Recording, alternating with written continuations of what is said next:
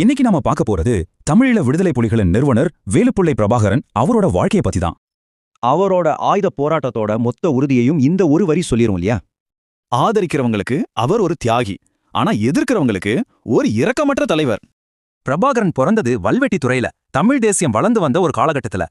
சுதந்திரத்துக்கு அப்புறம் தமிழர்கள் மேல காட்டப்பட்ட பாகுபாடு தான் கிளர்ச்சிக்கு காரணமாச்சு. அதுதான் அவரோட இளமை காலத்தையும் வடிவமைச்சது. தமிழ் மக்கள் மேல நடந்த ஒடுக்குமுறையால கோவப்பட்டு தான் அவர் மாணவர் இயக்கங்கள்ல சேர ஆரம்பிச்சார். முதல்ல ஆரம்பிச்சது புதிய தமிழ் புலிகள். அதுதான் பின்னாடி எல்டிடி என்ற ஒரு பெரிய இயக்கமா மாறிச்சு. எல்டிடியோட ஒரே குறிக்கோள் தமிழம்னு ஒரு தனி தமிழ் அரசை உருவாக்குறது தான்.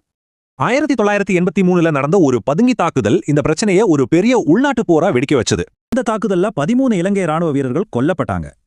இதுக்கு அரசாங்கத்தோட பதிலடி தமிழ் மக்களுக்கு எதிரான ஒரு கொடூரமான வன்முறையா மாறிச்சு. 1.5 லட்சத்துக்கும் மேல தமிழர்கள் வீடுகளை இழந்தாங்க. இதனால நிறைய பேர் எல்டிடியில சேர்ந்தாங்க. அவங்களோட அதிகாரத்தோட உச்சத்துல தர கடல் வான்படைன்னு ஒரு குட்டி அரசாங்கமே நடத்திட்டு வந்தாங்க.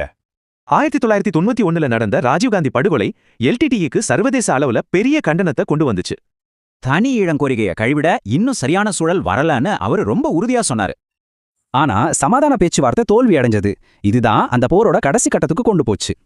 ராணுவம் வேகமா முன்னேற புலிகளோட கட்டுப்பாட்டு பகுதி ரொம்ப சுருங்கிடுச்சு. கடைசியில ஒரு சின்ன இடத்துல அவங்க முடக்கப்பட்டாங்க. நந்திக்கடல் பகுதியில நடந்த ஒரு கடைசி கடுமையான சண்டையோட அந்த போர் முடிவுக்கு வந்தது. அவரோட மரணம் 26 வருஷமா நடந்த உள்நாட்டு போற முடிவுக்கு கொண்டு வந்துச்சு. எல்டிடியும் போரை நிறுத்துறதா அறிவிச்சாங்க. அவர் ஒரு விடுதலை போராளியா இல்ல இரக்கமற்ற தந்திரங்கள் செஞ்சவரா?